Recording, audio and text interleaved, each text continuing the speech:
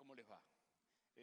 La última vez que estuvimos juntos, tuve un tema que tenía que ver, porque hablamos acerca de una panadería y de la venta del pan, y que nos agarró un rapto de misericordia, y cuando vino una persona a comprar pan, que teníamos que vendérselo a 10 pesos, y como no tenía dinero, dijimos, bueno, vamos a vendérselo a 8.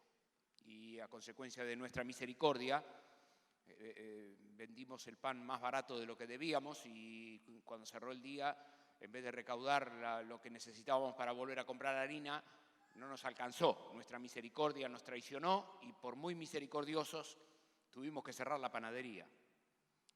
Y esa noche también recorrimos que la misericordia sola no puede andar por la vida, sino que la misericordia, el amor, necesita ir atado a la justicia.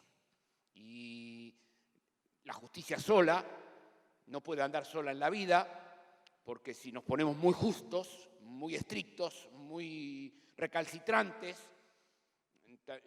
tampoco hay convivencia posible. De modo que la justicia necesita de la misericordia, y la misericordia necesita de la justicia. De modo que esa noche terminamos mostrando que Dios tiene un carácter justo y misericordioso a la vez, y que mientras Dios es justo, es amor a la vez. Y eso lo ejemplificamos con una moneda que usamos de un lado y de otro para probar que una moneda tiene dos caras y es una misma moneda, y así como una moneda tiene dos miradas, del mismo modo el carácter de Dios se sustenta en esta realidad de que Dios es justo y misericordioso, y que nos mira con justicia, y porque Dios es justo no va a tolerar ni pasar por alto el mal humano, el pecado humano, pero porque Dios es misericordioso ha provisto a Jesucristo para que muriera en la cruz en nuestro lugar. Y el Señor Jesús murió en la cruz en nuestro lugar porque Dios nos ama y porque Dios es misericordioso. Pero el Señor Jesús también murió en la cruz porque Dios es justo, y Dios cargó sobre el Señor Jesús el precio de nuestro pecado. De modo que en la obra del Señor Jesús en la cruz tenemos esta doble realidad del carácter santo de Dios, que por justo castigó en el Señor Jesús nuestra maldad, y por misericordioso, por amor, Jesús murió en mi lugar. Jesús murió en tu lugar. Jesús murió en tu lugar porque el Señor nos ama y pagó un precio que nosotros no íbamos a poder pagar por la nuestra, sino que Dios envió al Señor Jesús a que pagara en nuestro lugar, porque Dios es justo y castigó el pecado, y Dios es misericordioso y lo hizo en mi lugar. Muy bien, ese fue el tema de la última vez.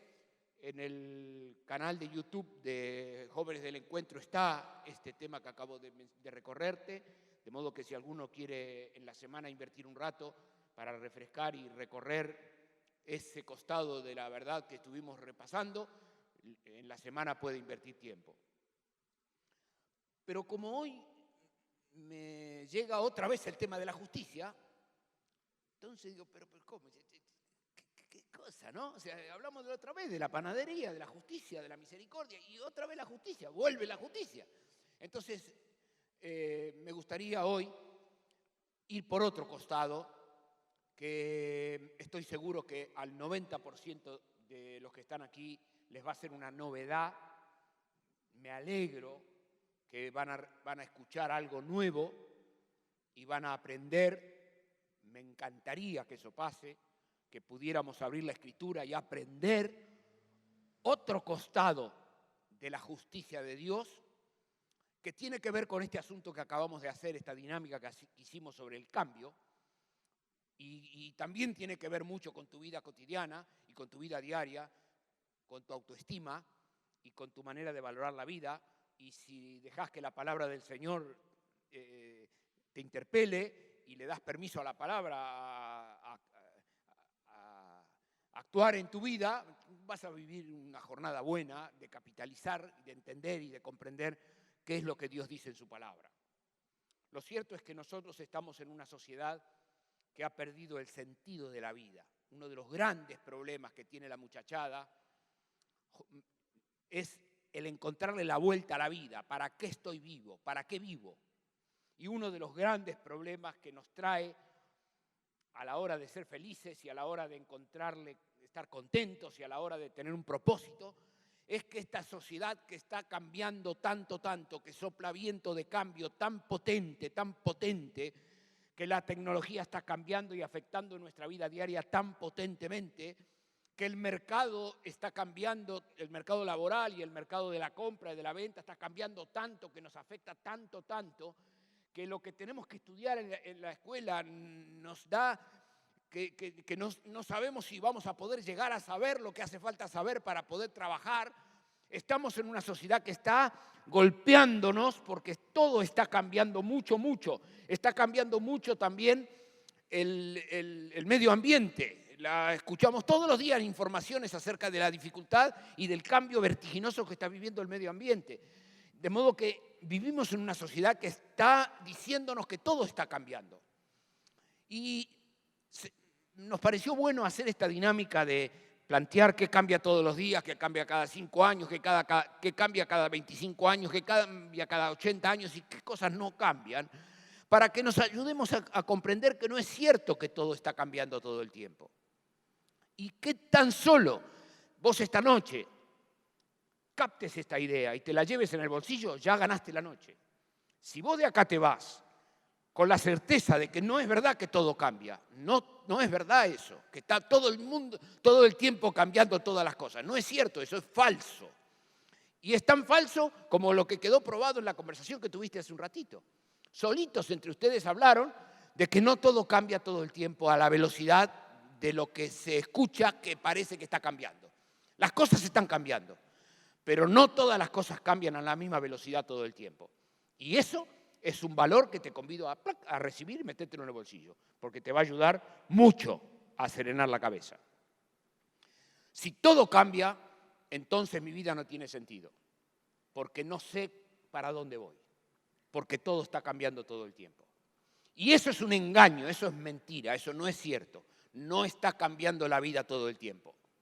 Y, claro, nosotros estamos en una comunidad cristiana y es absolutamente natural que haya aparecido una cartulina que diga que hay cosas que no cambian nunca y que cuando planteamos cosas que no cambian nunca, hayan surgido los valores, los puntos cardinales.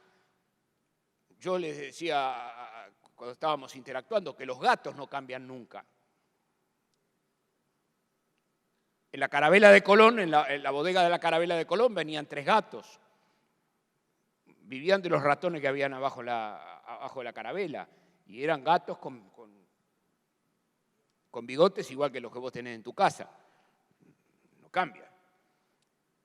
No es que un gato se vuelve jirafa. No. Eso es falso. Pero es totalmente cierto que quienes hemos llegado a la lectura de la Biblia nos hemos encontrado con que la Biblia dice que los cielos y la tierra pasarán, cambian. Dice la palabra, el Señor Jesús en la palabra, en el Evangelio de Mateo, lo dijo el Señor Jesús, en el Evangelio de Marcos y en el Evangelio de Lucas. Yo esta noche les traje la cita del Evangelio de Lucas, que va a aparecer ahí atrás. Los cielos y la tierra pasarán. ¿Y qué más? Pero mi palabra, dijo el Señor Jesús, ¿qué dijo que de mi palabra no pasará. Los cielos y la tierra pasarán, pero mi palabra no pasará. De modo que ahí tenemos una certeza inmutable que la planteó el propio Señor Jesús para la serenidad de tu cabeza, para que puedas serenar tu cabeza y yo pueda serenar la mía y pueda decir, Dios me dice en su palabra que lo que Él ha dicho en el texto de la palabra no cambia, no pasa. Puede pasar 80 años, 2000 años, 5000 años, dijo el Señor Jesús, pero mi palabra no pasará. Quiero invitar a cualquiera que está esta noche y que se da cuenta que está en un torbellino, que se da cuenta que su cabeza va muy ligero, muy acelerado, le recomiendo que le dé una oportunidad a la palabra de Dios, porque Dios tiene un propósito por el cual yo estoy aquí esta noche, y voy a entrar en un asunto profundo, muy profundo, que espero que te resulte de un banquete, que te vayas contento, contenta de haber participado esta noche y decir, qué bien que hice de ir, justo esa noche estaba ahí y explicó eso, qué bien que estuvo. Bueno, también en el libro a los Hebreos, el texto de la Escritura dice otra verdad muy potente, que dice, Jesucristo es el mismo. Ahí lo tenés, vos podés leer conmigo. ¿Cómo dice? Jesucristo es el mismo. ¿Qué quiere decir? Es inmutable, no cambia. Jesucristo es el mismo. Hoy, ayer y por los siglos. Jesucristo es el mismo. Ayer, hoy y por los siglos. No cambia. Dios no cambia. Dios es inmutable. Y quiero decirte que a los efectos de encontrarle sentido a la vida, Dios es un elemento esencial porque no cambia. Dios no cambia. Lo invocó nuestro tatarabuelo, lo invocó nuestro abuelo, lo invocó nuestro padre, nuestra madre, lo invocó el primer hombre del mundo, el mismo Dios, el mismo, ayer, hoy y por los siglos. Muy bien.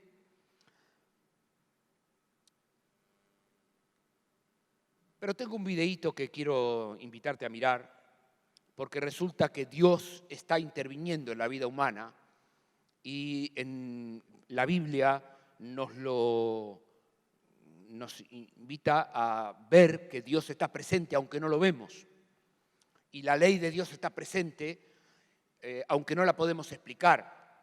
Y hay cosas que nosotros no lo podemos explicar. Usted me va a decir, pero ¿cómo usted tiene la certeza de que Dios existe? ¿Cómo puede hablar con tanta seguridad de que Dios existe si usted no lo puede explicar? Bueno, del mismo modo que vos tampoco podés explicar la ley de la gravedad. Vos no podés explicar la ley de la gravedad, pero tenés totalmente claro que si dejás caer tu teléfono se hace trizas. De modo que por preservación nomás, vos no tirás tu teléfono y lo dejás caer. Tampoco vas al balcón del 8º piso de tu edificio y porque ignorás la ley de la gravedad, das un paso adelante de la cornisa del balcón. No lo haces por preservación, porque tenés plena conciencia de que aunque vos no sepas definir la ley de la gravedad está ahí y te va a hacer estrellar contra el suelo. Bueno, ni la ciencia puede hoy definir la ley de la gravedad, pero toda la ciencia trabaja como que la ley de la gravedad está ahí. Del mismo modo, todos nosotros, ninguno de nosotros puede definir en una fórmula a Dios, porque Dios es muchísimo mayor que nosotros, es incomprensible para nuestra mente, porque Dios es tremendamente mayor que cualquier cabeza humana o cualquier asociación de cabezas humanas.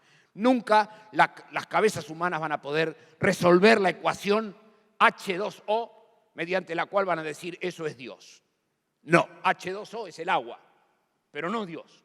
Nadie bajo el sol va a poder nunca definirlo a Dios. Todos nos aproximamos a Él creyendo que está ahí, por las terribles evidencias que tenemos de su existencia, porque no podemos explicar lo que hay si no está Él, como creador, como diseñador, como sustentador, como el dador de la vida, como el dador del movimiento. Bueno, pero eso es tema para otro día. Gracias. Déjalo ahí. Gracias. Muy bien. Lo cierto es que mi tema esta noche es Dios como juez. Como juez. Y mi tema hoy es Dios como juez. Y tú me vas a decir, ¿juez como juez? Sí, es imprescindible la presencia de Dios como juez. Porque así como un partido de fútbol, no hay cómo jugarlo si no hubiera un juez.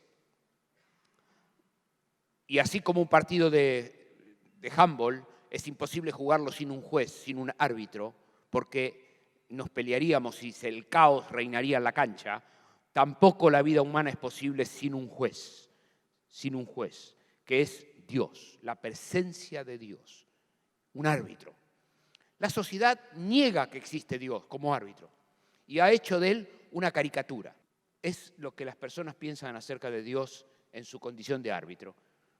Un desubicado se mete donde no le mandan, está haciendo cosas incorrectas. La gente ha hecho una caricatura de Dios. Y en muchos momentos, muchos de nosotros tenemos una imagen falsa de lo que es Dios como juez. Y creemos que Dios es un chiste, un juguete. Y cuando vamos a la Biblia, nos encontramos con que la palabra no habla para nada de Dios como un chiste. Y esta noche tengo un capítulo que el Señor Jesús enseñó en Mateo, el capítulo 25, que quiero invitarte a que leamos juntos. Es un relato del mismísimo Señor Jesús, que instala y ubica a Dios como juez. Y es el Señor Jesús que enseña. No es la única cita que el Señor Jesús hace acerca de Dios como juez. Y claro que a todo el que le gusta leer la Biblia y estudiarla, voy a ocuparme en el correr de la conversación de darles otras citas para que el que le guste se las anote y las pueda leer en la semana, pensando en aquel que está aquí, que lee la Biblia todos los días y quiere aprender más. El capítulo 25 de Mateo, el verso 31, y es el Señor Jesús que habla y dice: cuando el Hijo del Hombre venga, necesito la palabra, o sea, el nombre, el Hijo del Hombre, es la manera que el Señor Jesús hablaba de sí mismo. El Señor Jesús se definía a sí mismo como el Hijo del Hombre. De modo que el Señor Jesús, dije, es como si estuviera diciendo: cuando yo venga, cuando yo vuelva, cuando el Hijo del Hombre venga en su gloria, lo que está informándonos a todos es que el Señor Jesús va a volver y que nosotros estamos esperando el regreso del Señor Jesús, ya no como un niño nacido en Belén, sino que la próxima vez que lo veamos al Señor Jesús veremos la gloria del Señor Jesús en esplendor, en un momento que el mundo no espera, a la hora que este mundo no tiene previsto, y cuando el mundo esté muy distraído, cada cual en su historia, el Señor Jesús va a volver. Y el verso 31, el Señor Jesús dice: cuando el Hijo del Hombre venga en su gloria y todos los santos ángeles con él, entonces se sentará el juez, se sentará en su trono de gloria. Acá está Jesús como juez. Y serán reunidos delante de él todas las naciones, y apartará los unos de los otros como aparta el pastor las ovejas de los cabritos. Y pondrá las ovejas a su derecha y los cabritos a su izquierda. Hasta acá nomás. Vamos despacio. ¿Qué está diciendo el Señor Jesús? Está mostrando un evento que va a ocurrir próximamente, cuando el Señor Jesús va a volver. Y cuando el Señor Jesús va a volver, dice que va a reunir delante de él a todas las naciones de la tierra. A las naciones, esto incluye personas que han creído en la existencia de Dios y han vivido en consecuencia, y personas que no han creído en la existencia de Dios y han vivido en consecuencia. Esto es clarito. Dice: serán reunidas delante de él todas las naciones, y apartará los unos de los otros como aparta el pastor las ovejas de los cabritos. Acá el Señor Jesús está mostrándonos que va a haber dos grupos de personas integrados en sectores distintos, y usa el Señor Jesús en un contexto rural como el que estaba el Señor Jesús, una figura sencilla, comprensible, dice que en un lado hay ovejas y en el otro cabritos. No hay confusión entre lo que es una oveja y lo que es un cabrito. No es una cosa, no es la otra, y aquella no es esta. Ni esta es esta, ni esta es la otra. Es la oveja y el cabrito. Y una más que quiero plantearte es que no hay terceras opciones, no hay terceras posiciones. O oveja o cabrito, no hay terceras posiciones. Muy bien. Y pondrá las ovejas a su derecha y los cabritos a su izquierda. Entonces el rey dirá a los de su derecha: venid, benditos de mi Padre, hereden el reino preparado para ustedes desde la fundación del mundo. Y ahora viene el argumento de la sentencia. ¿Por qué le da la bendición? ¿Por qué el rey los aprueba? ¿Por qué los acepta? ¿Por qué los bendice? ¿Por qué? Porque tú, verso 35, porque tuve hambre. ¿Y qué pasó? Me diste de comer. Tuve sed. ¿Y qué pasó? Me diste de beber. Fui forastero o extranjero o caminante. ¿Y qué pasó? Y me recogiste. ¿Y qué pasó más? Estuve desnudo y me cubriste. Y estuve enfermo. ¿Y qué hiciste? Me visitaste. Y estuve en la cárcel. ¿Y qué hiciste en la cárcel? Viniste a mí. Entonces, los justos le responderán diciendo: Señor, ¿cuándo te vimos hambriento y te sustentamos? ¿O sediento y te dimos de beber? ¿O cuándo te vimos forastero y te recogimos? ¿O desnudo y te cubrimos? ¿O cuándo te vimos enfermo o en la cárcel y vinimos a ti? Y respondiendo el rey les dirá: de cierto os digo que en cuanto lo hiciste a uno de estos mis hermanos más pequeños, a mí lo hiciste.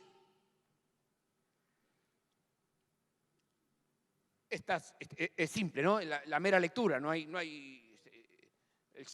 El rey les va a aprobar a un sector de personas y cuando los aprueba, les dice por qué los aprueba.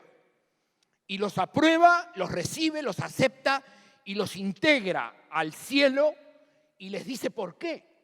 ¿Por qué van a estar eternamente en el cielo?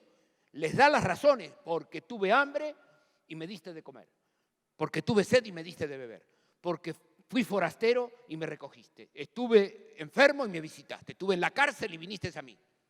Y la gente le va a decir: pero si nosotros, ¿cómo pasó esto? Si yo no tuve contacto con vos físicamente, como para darte de comer, para darte agua, para visitarte, y en la respuesta del rey en ese momento será: porque lo hiciste con uno de los hermanos más pequeños, cuando lo hacías para un tercero, cuando lo hacías para un desconocido, cuando lo hacías para alguien que no se lo merece, cuando lo hacías para alguien que no te lo pidió, cuando lo hacías por amor a otro, cuando lo hiciste para él, eso que hiciste para otro, lo hiciste para mí. Pero el relato continúa. Entonces dirá a los de su izquierda: apártense de mí. ¿Cómo? Lee vos, dale. ¿Qué dice? La palabra siguiente, ¿cómo? ¿Qué dice? Apártense de mí. ¿Qué? Vaya. Fuerte, ¿eh? Apártense de mí, malditos. Esa es la palabra del Señor Jesús. Al fuego eterno preparado para el diablo y sus ángeles. Porque tuve hambre y no me diste de comer. Tuve sed y no me diste de beber. Fui forastero y no me recogiste. Estuve desnudo y no me cubriste. Enfermo y en la cárcel y no me visitaste. Entonces también ellos le responderán diciendo: Señor, ¿cuándo te vimos hambriento, sediento, forastero, desnudo, enfermo o en la cárcel y no te servimos? Entonces le responderá diciendo: de cierto os digo que en cuanto no lo hiciste a uno de estos más pequeños, tampoco a mí lo hiciste. E irán estos al castigo eterno y los justos a la vida eterna. Bueno, estamos frente a un relato de lo más sencillo, comprensible. No hay ninguna persona que está sentada acá que no entiende lo que estamos leyendo. Nadie, no hay ninguno acá que puede decir: yo no entiendo lo que dice la Biblia. Nadie, porque está puesto de una forma tan clara, con un ejemplo tan práctico, que no hay cómo. Acá hay una reunión de las naciones de la tierra, y las naciones de la tierra están divididas entre personas que tienen una mirada de amor para el otro y personas que tienen una mirada de amor para consigo mismo. Hay aquí personas que aman a un otro y hay personas que no aman al otro, sino que se aman a sí mismos. Y ahí está la división, tremenda división que el Señor Jesús plantea entre las ovejas y los cabritos. Tuve hambre y hubo uno que se conmovió y dijo: no, yo no puedo vivir así. Hay personas que están pasándola mal, hay problemas, yo no puedo quejarme, solamente quejarme. Tengo que actuar, tengo que hacer. El amor auténtico se expresa en hechos concretos. La fe sin obras es muerta. Yo no puedo decir que amo a Dios y no tengo nada que ver con mi hermano o con mi hermana o con mi otro, y vivo en una cultura que tiene tremendas necesidades y resulta que yo me la paso criticando o quejándome de lo que me falta y no tengo poder para afectar la vida de otro. Bueno, la diferencia que hay, el pequeño cambio de vida es un cambio en el corazón, por el cual una persona centrada en sí misma puede nacer a una vida nueva. Es una vida que viene de Dios, que le abre los ojos para ver la necesidad del otro y entender que cuando servimos a otro, estamos sirviendo al Señor. Que cuando estamos sirviendo a otro, aunque ese otro no se lo merezca, estamos sirviendo al Señor.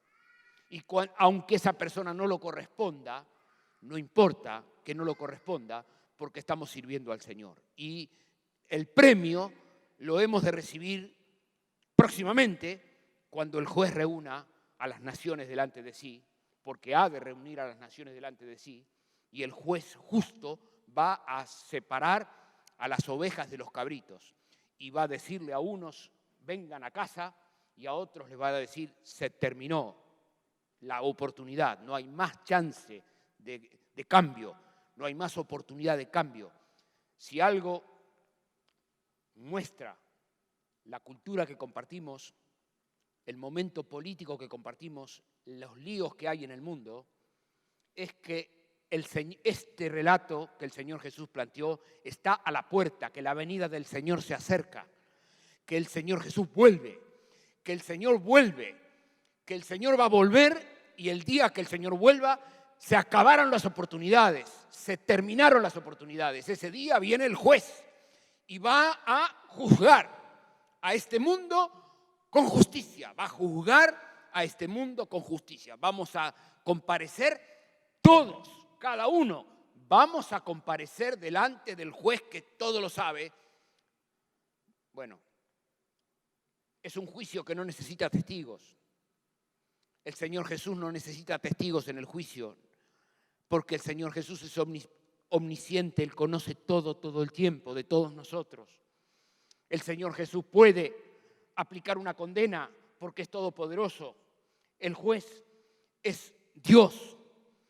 Dios ha de juzgar. Y estoy terminando y quiero darte una palabra de bien para todo el que está desalentado por el nivel de corrupción que compartimos y cree que este mundo perdido está corrupto y corrompiéndose cada vez más y que esto es un viva la pepa. No, es un viva la pepa hasta la venida del Señor. El día que venga el Señor, todos han de comparecer delante del juez que vio todo el tiempo. Ni uno va a pasar. Nosotros estamos aquí hablando de jueces corruptos, de policía corrupta, de personas, esto, aquello, nos quejamos de las condenas, que aquel que tendría que ser condenado no es condenado, y vivimos días desalentadores a veces, muy optimistas otras veces. Hay veces que tenemos buenas respuestas de la justicia y otros días que decimos, esto es un desastre. Bueno, todo caminante al cielo, lector de la Biblia, necesita entender que detrás de los jueces falibles que compartimos como seres humanos, la justicia humana es una justicia débil. Detrás de eso hay un juez justo que ha de darle a cada uno según lo que haya hecho mientras estaba en el cuerpo. Bueno, y termino diciendo, por esto es que los cristianos caminantes al cielo pedimos perdón por nuestros pecados todos los días. Por esto nos confesamos delante del Señor todos los días. Por esto que estoy hablando, para tener las cuentas en orden, no cerramos el día a la Bartola, sino que antes de dedicarnos al descanso, oramos y le pedimos a Dios que nos perdone nuestras faltas del día, porque queremos que cuando el Señor Jesús vuelva, nuestro corazón esté limpio en su presencia. Deseamos guardar la ley de Dios, porque el juez justo viene a juzgarnos. Y la palabra dice, el que me ama, mi palabra va a guardar mi palabra. No que no va a pecar, eso no es cierto, no es verdad que no va a pecar. No, lo que va a hacer es que se va a afligir por haber pecado. En lugar de defender su pecado como bueno, un caminante al cielo se aflige de haber pecado y se confiesa, se arrepiente y le pide al Señor perdón, que lo lave, que lo limpie. ¿Cuándo? Cada rato, momento tras momento, deseando que la sangre de Jesucristo sea real, viva, auténtica en mí, que esté viva en vos, que esté vivo, que vos puedas decir, Señor, vos no sos un juego para mí, no. ¿Vos no sos un árbitro entrometido en el partido de fútbol de mi vida? No. ¿Vos no hacés jueguito con mi vida dándome una patadita para que yo saque una ventaja? No. Vos sos Dios, santo, justo y verdadero. Y yo soy una persona que necesito tenerte ahí, porque cuando yo te veo santo, justo y verdadero, yo me sano, yo crezco, me doy cuenta que estoy en la vida amada por un Dios que me ama y que me va a llevar a vivir con Él para siempre. Yo valgo la sangre de Jesús, valgo el precio que Él pagó por mí. Este mundo dice que no valgo nada, pero vaya este mundo, que tenga sus opiniones. Acá lo que me importa es lo que vos pensás. Y Señor, estoy esperando el día que vengas y me vas a reunir entre las ovejas. Yo soy una oveja de tu rebaño. Me vas a decir, yo tuve hambre y me diste de comer. Sí que te di de comer, Señor. Estuve sirviendo a los hermanos, estuve sirviendo a mis hermanas. En lugar de criticarlas, en lugar de sacarles el cuero, en lugar de ponerme crítico con ellas o en juez de ellos, me arremangué a trabajar. Y cuando nadie me ayudaba, lo hacía para la gloria de tu nombre, aunque nadie me ayudaba. Y si alguien me critica cuando hago lo que hago, lo hago para la gloria tuya, porque ni un vaso de agua que demos en el nombre del Señor perderá recompensa. Termino. El Rey del Cielo te necesita. Y esta noche puede ser una gran noche para vos. Vos podés esta noche ir a casa y decir, Señor, entendí, ya sé. Tenés hambre, tenés sed, tenés frío, estás en la cárcel, estás enfermo. Sí, lo voy a encontrar en mi hermana, en mi hermano, en la comunidad, en los ministerios que tengo. Me pongo a trabajar, me pongo en marcha. Desde hoy cambió el sentido de mi vida. Ha cambiado el sentido de mi vida. No vivo más para mí, sino que voy a vivir para la gloria de tu nombre. Para que cuando vuelvas me encuentres con la mano en la masa, calentito, con el corazón bien caliente. Quizá criticado, quizá solo, quizá incomprendido. ¿Qué me importa? Lo único que me importa es escuchar una palabra que diga, bien hecho, buen siervo fiel, sobre poco fuiste fiel, sobre mucho te pondré, entra en el gozo de tu Señor. Que Dios bendiga tu vida ricamente. Y me encanta que puedas ir a casa así, Señor, ¡guau! No tenía ni idea que ibas a volver un día a llamar a cuenta, que los grandes de este mundo, bueno, que el que quiera leer el Apocalipsis 21, léaselo, la mitad del capítulo, cuando el autor del Apocalipsis dice, en una mirada más grande, dice, y vi a los grandes y a los pequeños de pie ante Dios. Y cuando dice los grandes está pensando en los reyes, en los gente de influencia, como diciendo no hay acepción de personas. Cualquiera que quiera leer un poquito más, en Romanos el capítulo 2, tiene ahí, cuando el apóstol Pablo le dice a los romanos, Dios no hace acepción de personas, son los judíos van a ir al juicio y los griegos también van a ir al juicio. O sea, Dios no hace excepción, no hay color de piel, no hay nivel social, Dios no hay acepción de personas para Dios. Todos vamos a comparecer. 2 Corintios, ahí tiene para leer en 2 Corintios, cuando el apóstol Pablo dice que trabajamos para construir heno, madera, heno, hojarasca, oro, plata o piedra preciosa, porque toda nuestra obra será probada, toda la obra será probada. Madera, heno, hojarasca, oro, plata y piedra preciosa. Bueno, son 3 apuntes que te dejo para que le gusta leer más de la palabra. Que Dios te bendiga. ¿Querés inclinarte y oramos juntos?